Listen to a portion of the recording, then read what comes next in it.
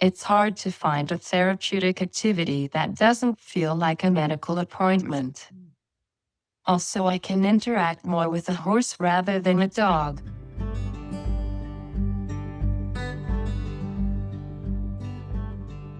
Welcome to the Exploring Neurodiversity podcast for adults who support neurodivergent children. I'm Adina from Play, Learn, Chat. I'm an autistic ADHD speech therapist, professional educator, speaker, and I also support neurodivergent business owners in my other business, Neurodivergent Business Coaching and Consulting. I'm obsessed with creating a world where neurodivergent people are understood, embraced, supported, and can thrive in a life aligned with our individual strengths, wants, and needs.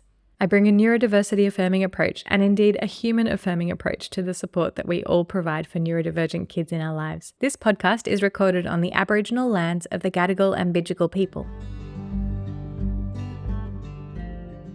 Welcome, Kayla. Oh, Hi.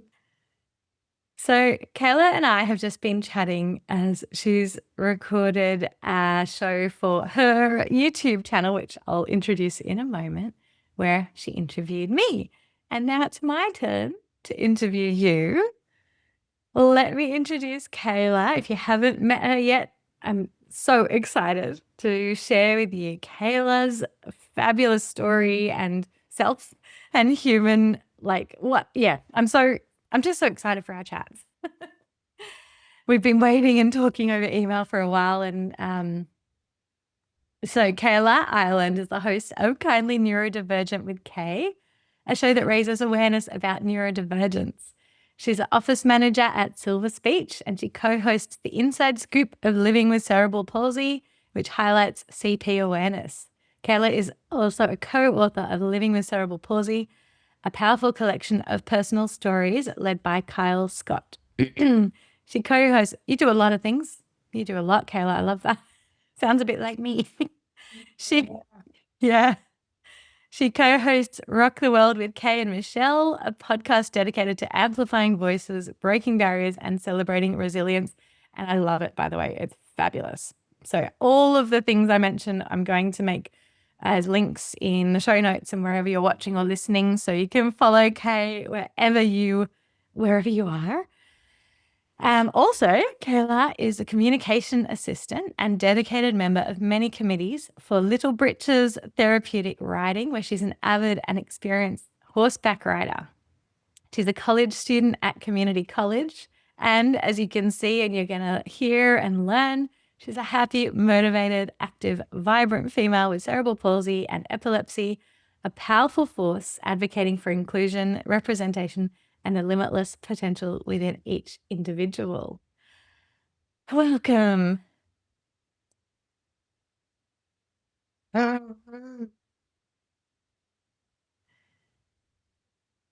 And Kayla shared at the start of her recording with me, so I'll share it now. Do you want to share your communication prompt around pausing while you're writing something? Before we begin, I respectfully request that if you witness any pauses during this show, please continue watching. I'm composing a spontaneous comment or question, someone processing their thoughts, in addition to repeating something that was unintelligible or misunderstood. It is natural discourse, and we can choose not to say anything while this is occurring. Thank you. And I love the clarity and self-advocacy of that message. And I'll share, usually with my interviews, I record and then I remove the big gaps in words. You know, if there's a big pause, like if I'm thinking or whatever, I usually remove word gaps. So someone listening to my podcast is going to have a different experience this episode. I'm not removing word gaps because I really want people to understand that communication with an AAC user is at a different pace.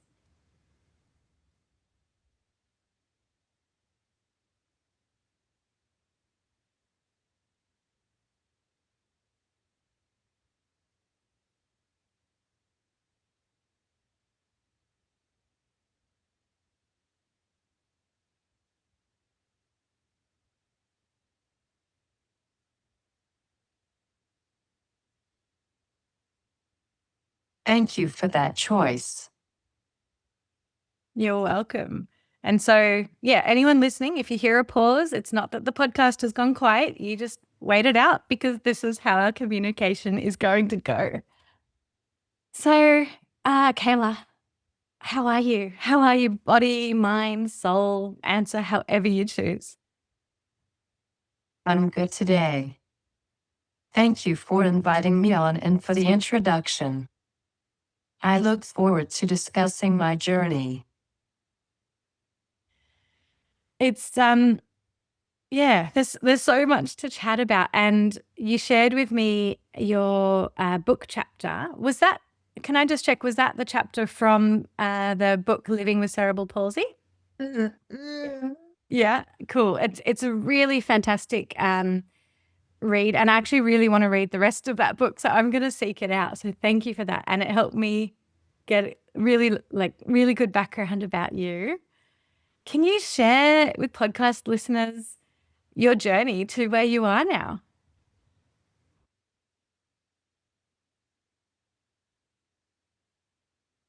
I have spastic quadriplegia, cerebral palsy, and epilepsy. Cerebral palsy affects all my motor skills, so I need physical help doing everything. I am a power wheelchair user. However, I can take some independent steps and small transfers, like from my bed to wheelchair or my wheelchair to the couch. I use an adaptive joystick to operate my laptop. In addition to having to be fed, I have a swallowing disorder. My mealtimes are complicated because I have to take small bites and sips, make sure that food is on my teeth and not stuck on the roof of my mouth. Thank you for sharing that. And I'll do like a video description. By the way, anyone can watch this on YouTube because I will put it on YouTube. But Kayla showed her adaptive joystick as well to operate the laptop. So, it sounds like would have had a lot of journey to finding out all of these supports to get you where you are now.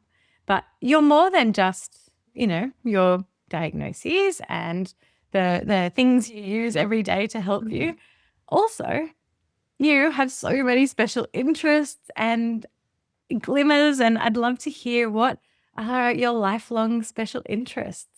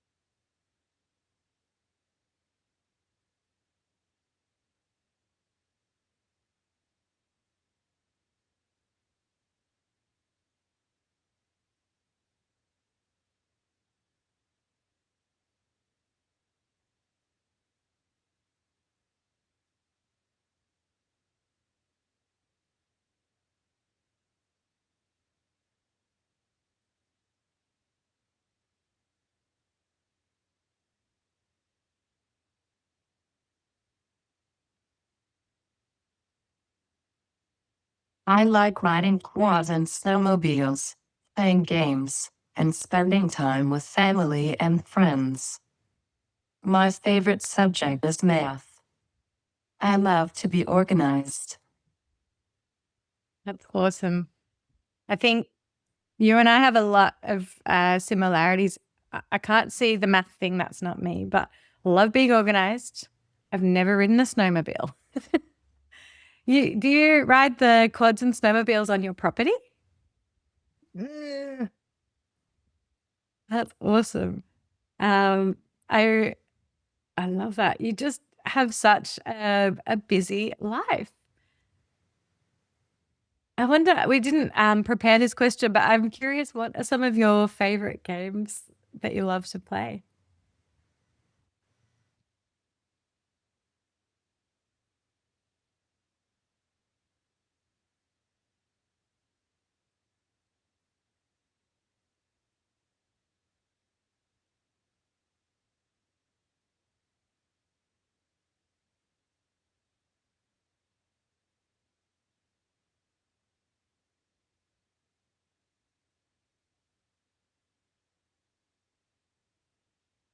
board and card games.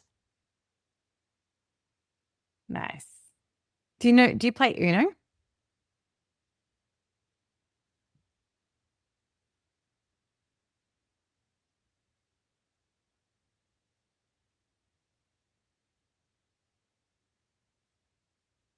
Not usually.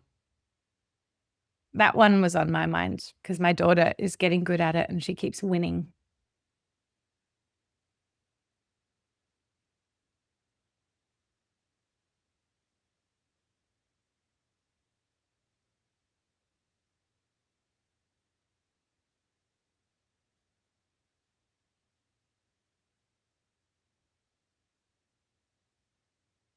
Yahtzee, treble, golf. I love Yahtzee. I haven't played it for ages.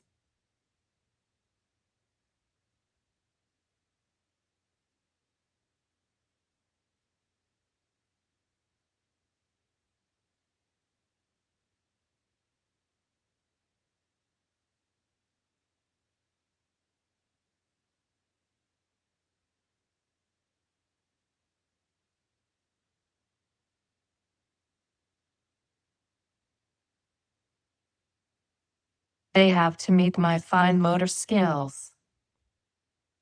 Yeah, for sure. That would make a difference. What's doable and what's fun as well. Thank you for that. You've reminded me about Yahtzee. I'm going to find it. Thank you. Let's chat about communication. Now, a lot of my listeners are speech therapists, a lot are allied health professionals or teachers, and also a lot of parents of neurodivergent kids. And, I'm a speech therapist, and that's why I think many of my listeners are as well. So I think this is useful not just for speech therapists, but for anyone who is supporting or connecting with people with diverse communication needs and with AAC usage as well. So if that's not a familiar term, AAC for listeners, it stands for augmentative and alternative communication. And it just talks about, I think people sometimes use AAC and assume we're talking about like a device like an iPad, for example, for communication. But actually, technically, the term talks about any form of communication that is not speaking, including sign, writing, visuals, anything else, and behaviors as well. I was immediately labeled nonverbal. The speech therapist introduced sign language to jumpstart my expressive communication. It was determined that finger spelling was easier physically for me and more universal to teach others. I later learned how to communicate with the world through an augmentative and alternative communication device. Initially, I had a communication device called Dynavox. It had pre-programmed quiz filled with picture vocabulary, buttons to formulate sentences, and a keyboard with word prediction. Perfect, right? No. While it taught me the value of technology, voice-activated communication, and more diversity in my vocabulary, I experienced a lot of intense feelings towards my big, bulky, and expensive Dynavox. My biggest complaint was that it constantly kept freezing, especially when I had something important to say. That sounds frustrating. Thank you for sharing that. And you reminded me when I was in university to be a speech therapist, it was around 2010, and iPads were probably only just a thing. I don't actually remember when they were first released, but all the AAC classes I took in university were about specific dedicated devices like Dynavox. And yeah, very expensive and very old technology that was very slow to update. Yeah, that's what you've experienced. So many barriers, and then iPads came out, and while they're not right for everyone and there's many different apps, it was a real shift in the possibilities for AAC. So do you want to share, I guess, a little bit about what you're using now as your main communication channels? We didn't put this as a question. We kind of went to your history, but I'd love to hear what's your main way of communicating these days, or different ways.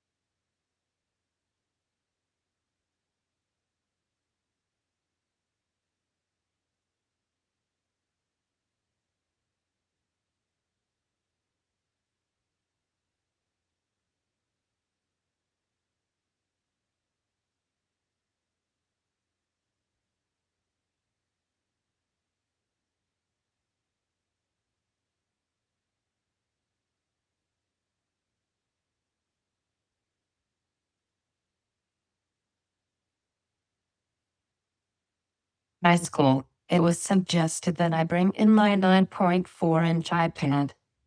Lo and behold, I finally found a reliable communication application called Proloquo to go.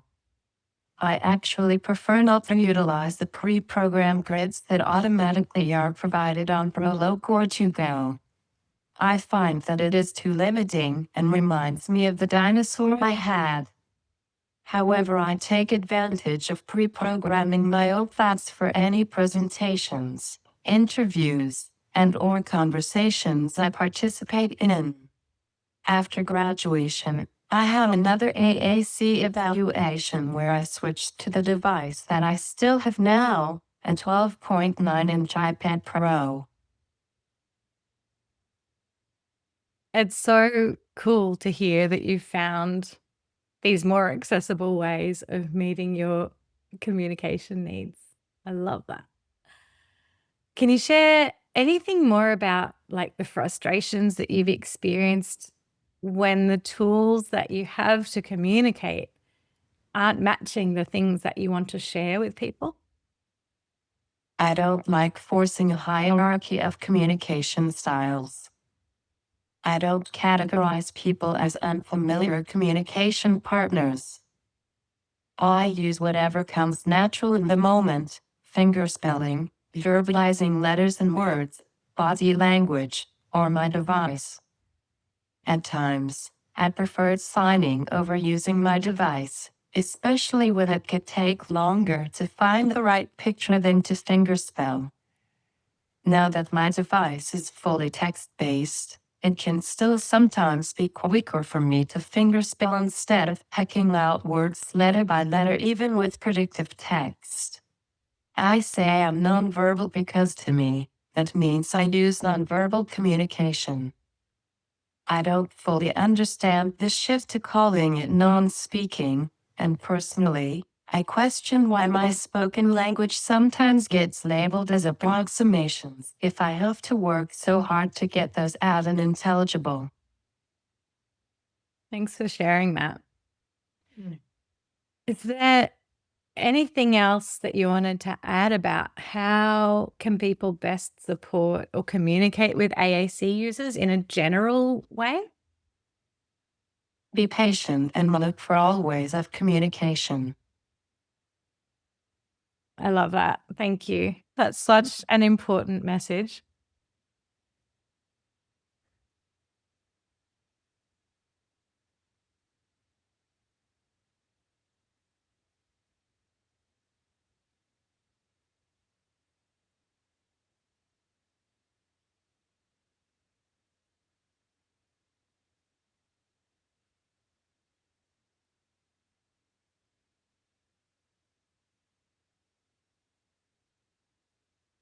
If my shirt has lettering on it, I use it.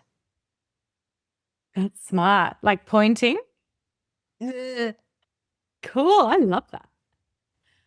That's such a good idea. You can wear your AAC or you just use what you've got anyway, even if it's not dedicated communication clothing.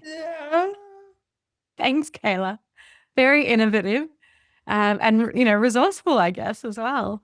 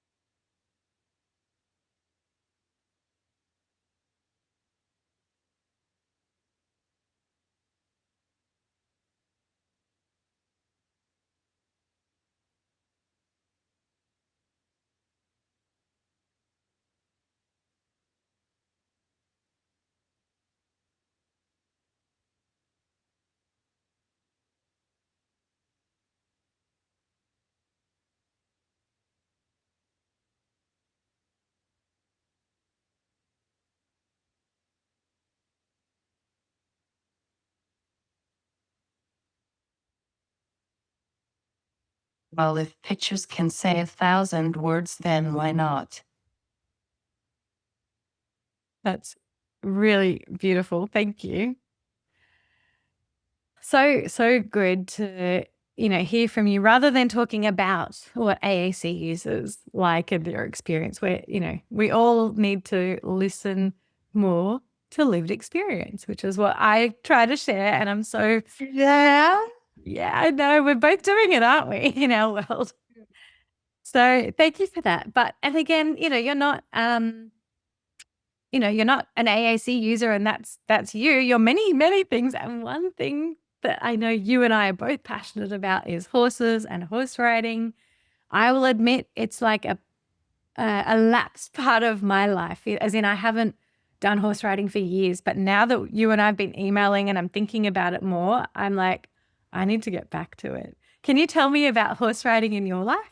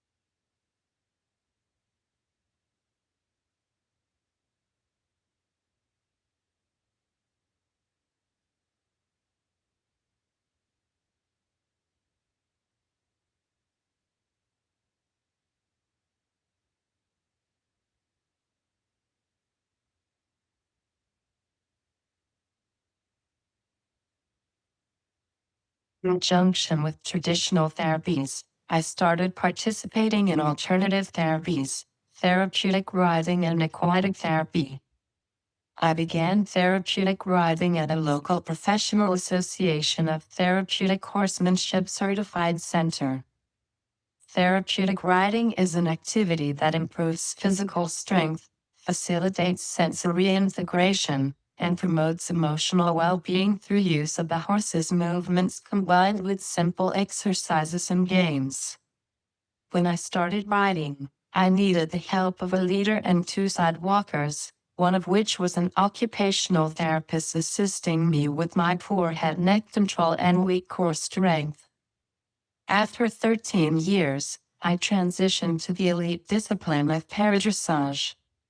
It is when the horse and rider perform a test in a 20-meter by 60-meter arena that is ridden from memory and follows a prescribed pattern of movements. Besides giving me the therapeutic benefits of riding, This challenges me to learn dressage vocabulary and patterns as well as autonomy as I control an equine on my own off-lead. When this amazing program turned 40 years old, we celebrated with a horse show. It was my first opportunity to officially ride the paradressage test in front of a judge. At that event, I was surprised by my sister's dance team. I am always on the sidelines watching them, so instead, I was the sports star of the show. A reporter interviewed us. I even received the Founders Award. Riding is still the most beneficial, rewarding and adventurous activity I participate in. Now that I am an adult, I am active on many committees for this organization, mostly related to fundraising and communication. I have helped with public relations over the internet and in person. I have spent many hours helping plan events, obtaining event sponsorships, applying for grants for the organization, and being interviewed by the media. I am preparing for my second horse show in October. That's awesome. I hope it goes so well for you. And I found the article, or maybe one of the articles about, about this anniversary event. There was a photo. I'm going to find it. I think it's a photo of little you on a horse. So anyone watching YouTube should be able to see this on the screen share. Is that little Kayla? Yeah. That's so cool. How old were you in that photo, do you think?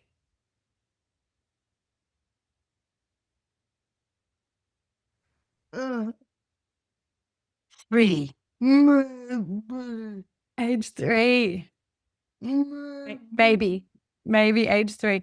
You look, I'm just, going by this one little photo, but you look so happy. I can feel it. I can feel it there with you.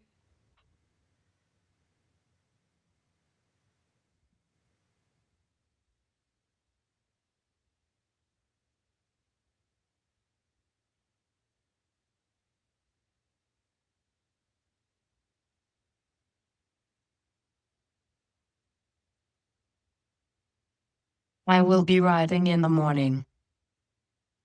That's awesome. You've really got me thinking about getting back to horse riding, and I will let you know when I do. So thank you.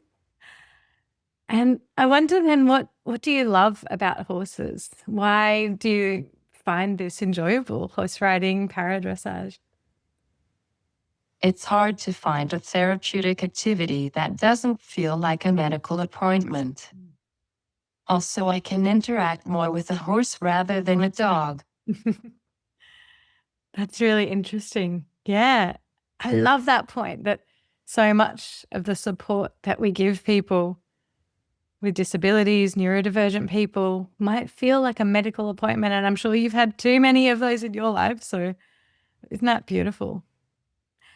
Can you The horse replaces my wheelchair, walker, and leg braces, allowing me to be free. Also, I am completely independently steering. That's awesome. So to give you a different way of moving must feel really powerful.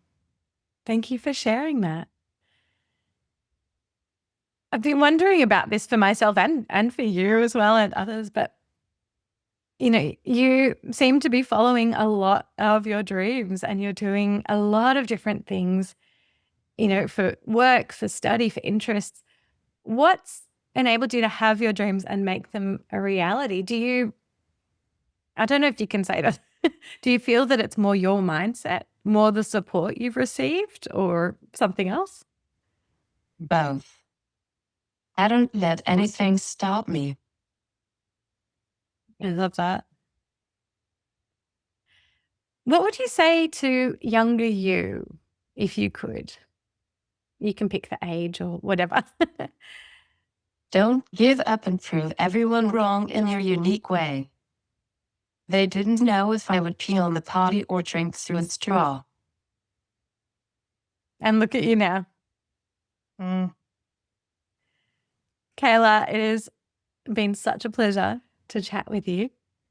Thank you so, so much for coming on and chatting and having me on your show as well, which I'll be linking in the show notes too.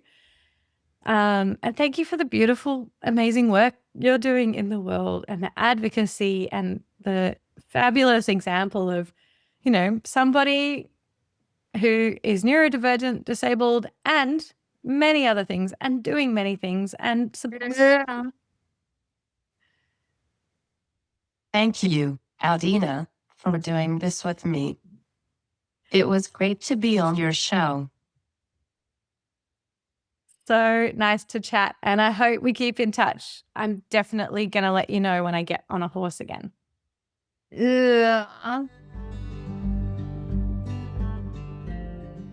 Thank you for being open to learning and unlearning and to listening to the perspectives and experiences of neurodivergent folks.